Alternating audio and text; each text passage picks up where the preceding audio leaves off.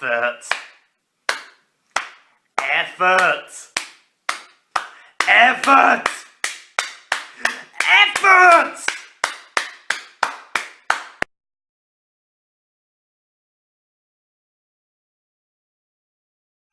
Hey guys, SuperBat257 here, and this is my blog on Teenage Mutant Ninja Turtles Out of the Shadows. Oh my god.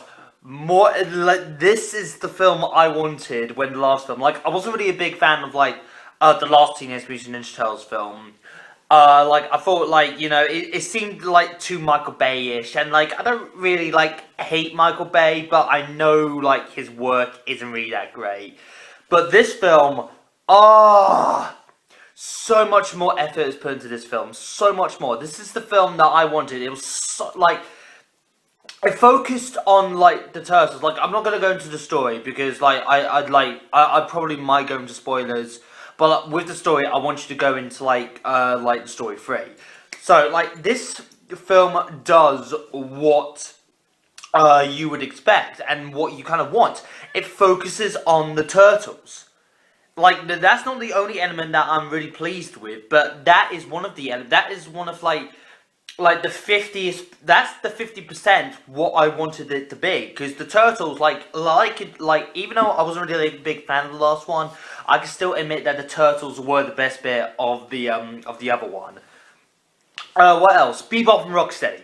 Bebop and Rocksteady. Oh my god, they did them right. This is how you do Bebop and Rocksteady. Oh my god, they were cartoonish. They were cartoonish, but they were cartoonish in the best way. They were so good, and I enjoyed the hell out of them. Shredder. This is what should have done with the Shredder in the last film. You should the actor. I don't really know the actor. I know he's in Fast and Furious. But I don't know the name of the actor. Sorry. But he was so good in this movie. He was so good as the Shredder. Megan Fox, even Megan Fox in this film looks like she's actually having a good time in this film. It looks like that she's doing something in this film. In the last film, even though I didn't really feel like Megan Fox was bad or anything, I still I still feel they could have been cast someone better as April O'Neil. But Megan Fox does do a better job in this film. I felt that she was giving more of a performance than anything else. Will Arnett is back in this movie, and even though I didn't really I don't like Will Arnett as a person. I think he's really funny, and I think and I can't wait for Lego Batman the movie. But in the last film, I didn't really see any point in Will Arnett whatsoever. In this film, he's still in it, but he's not in it a lot. That's what I really like. Stephen Amell's Casey Jones. He was good. He was good as Casey Jones. Casey Jones is my favorite Teenage Mutant Ninja Turtles character. I did think Stephen Amell did do a good job as Casey Jones. He definitely had his moments where he did shine. Yeah, he was pretty good. He's not really the greatest thing about this film. I wouldn't, but he wasn't terrible. He definitely managed to catch her. And they gave him a new backstory to what he was in the cartoon, and I did dig the backstory. I was a little bit disappointed when I saw the first picture. We didn't really have the long hair and everything. He didn't have the long hair. I was like, oh, why did they give him the long hair? But he still did a great job. Tyler Perry. I was I'm not gonna pretend that I know Tyler Perry's work. I don't I'm not really I know his work, but I never really follow it. I don't I've never really seen any one of his movies. The only movie I have seen of him is Gone Girl, and he was brilliant in that. In this film, I think he did do I can see what they were going with. They were going with kind of a geeky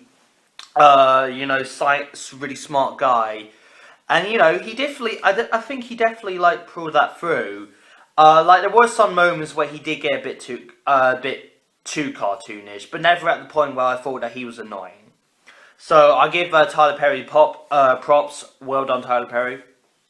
Uh, Krang.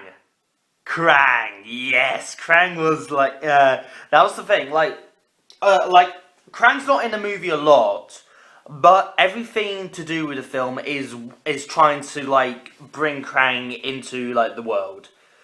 Like I won't really spoil it for you, but Krang's pretty good. Like I was a little bit disappointed that they didn't really go over like I think it was either the 70s, 60s, 80s, 90s cartoon. I don't know, but like I'm a little bit disappointed they didn't really go Krang. They didn't go with his voice. Because that's the Krang I'm used to. I want a body. Like I was expecting a voice like that, but you know the voice actor, like I don't really know his name. Like here's what it is down here. I like the Krang was pretty good in the film. But now, like, I have found, like, there is boyism a lot in this film. There is so much like, you know, there is so much uh, like, you know, nostalgia elements, you know, that will please the fans, at least. Um, and even if you're not a fan, this is still a really fun movie. It's a fun movie. That's what Teenage Mutant Ninja Turtles Out of the Shadows is. It's a fun movie, and you know it does have some dumb bits in the film, and you know none of those bits in the film. Oh, hello, blog. Alright, you want to be in the blog? Oh, you want to be in the blog? Yeah, okay. Alright. Oh, don't you? Yes, no. Yes, no. Alright, I'll continue through. What was I talking about? I don't know. Like this film is like you know is a really fun film. It like the film is you know it's just it's like I never felt at any point in this film that I was bored, and that's something that I love.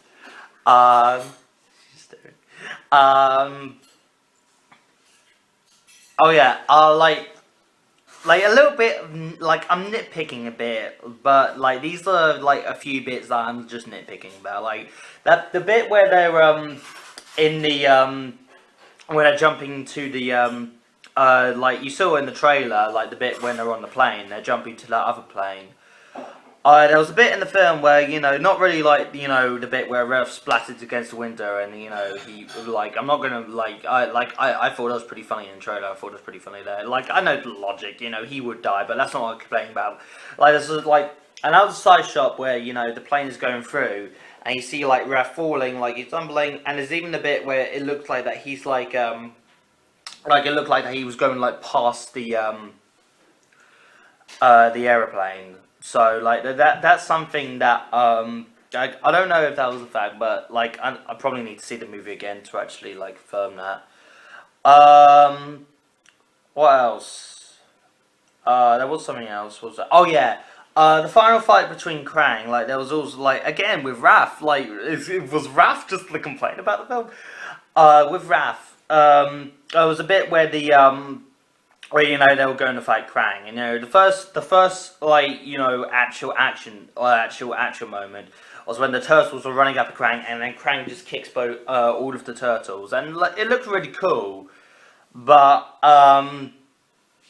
the problem with that was is that like afterwards, you get like a close up on a Raph, and he says, "This guy, what was it?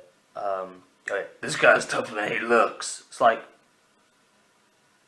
just by that, like that, like you're complaining about like he's tougher than he looks, then like just by you know one kick is that it? Like you're a ninja for Christ's sakes, Ram. Why are you complaining about one kick? And even at like you know when they like you know they're gonna like you know defeat like Krang and you know people from Rocksteady, but at the end like you know at the final credits you know that it had something that I was like desperate to see. Like you know I was like from the last film I was asking them to like with that Teenage Mutant Ninja Turtles, Heroes on a Half Shell, Turtle Power. I really want to like you know either like you know McBuster to like come in and like you know or someone like you know a really like famous rock and roll band who was really fun to like come in and like perform that song. In the last film they didn't. In this film, they did it. They got the like I literally had like it's not. I don't think it's McBusted. Like it's not McBusted, but like they did the song. They did the original Teenage Mutant Ninja Turtles song, and I'm so happy. Oh, I'm so happy about like you got the song.